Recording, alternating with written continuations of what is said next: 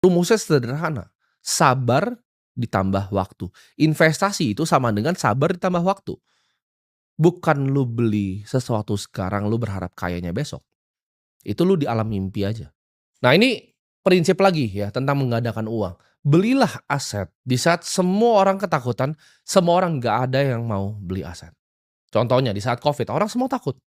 Itu gue beliin murah-murah perusahaan-perusahaan bagus. Contoh lagi, ketika kasus FTX, exchange di luar meledak, Bitcoin turun sampai 16.000. Semua orang takut, semua bilang itu sudah habis. Ya, gua tahu ini adalah aset yang langka, use case-nya ada, diingini oleh banyak orang waktu itu, dan dikasih harga yang sangat terdiskon. Ya pasti gua sikat. Seperti zamannya kepemilikan perusahaan yang murah di saat 2020. Gua lihat ini bank-bank bagus sekali gitu. Kenapa harganya segini? Ya labanya besar sekali, harganya kok segini. Ya gue beli dengan semua uang gue. Karena jarang-jarang kadang kita dapat kesempatan seperti itu di hidup, ya. Itu yang disebut dengan momentum. Itu yang orang lain bilang hoki.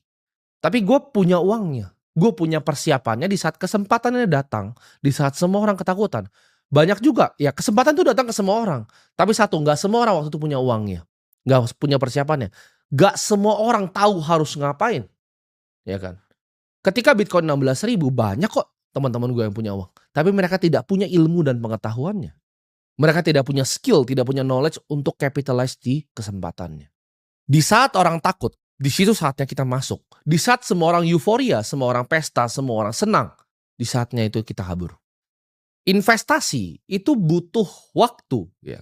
Sama seperti kita menanam padi. Jangan langsung lu panen, tunggu dulu, sabar dulu, lihat dulu. Nah, kalau lu menggunakan prinsip ini, ya, untuk bikin uang bekerja di saat lu tidur, itu hidup lo akan enak sekali, ya. Seperti gua nih, tadi malam gua tidur, gua bangun, uang gua sudah bekerja untuk gua. Salah satu perusahaan yang gua cover dari 2015, sekarang gua memiliki hampir puluhan juta lembar. Dari puluhan juta lembar itu, November nanti gua dibagikan dividen interim, Maret gua akan dibagikan dividen lagi. Dari 3,36% dividen yield yang gua dapatkan dari situ, gaji gua kira-kira ya lebih besar dari beberapa direksi di situ. Direksi kerja dari pagi sampai malam. Sedangkan gue sebagai investor di situ, gue hanya duduk tenang, diam, ya.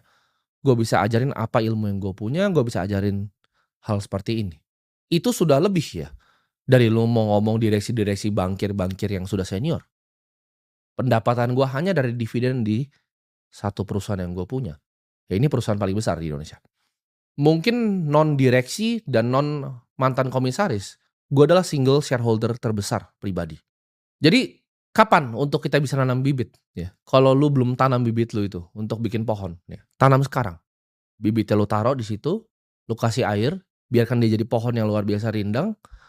Harusnya kayak gua, pohonnya udah luar biasa rindang. Gua tinggal ngaso di situ, gua bisa ajak keluarga gua untuk bahkan ngaso di situ, gua bisa nikmati rindang pohonnya. Karena bibitnya udah gua tanam lama.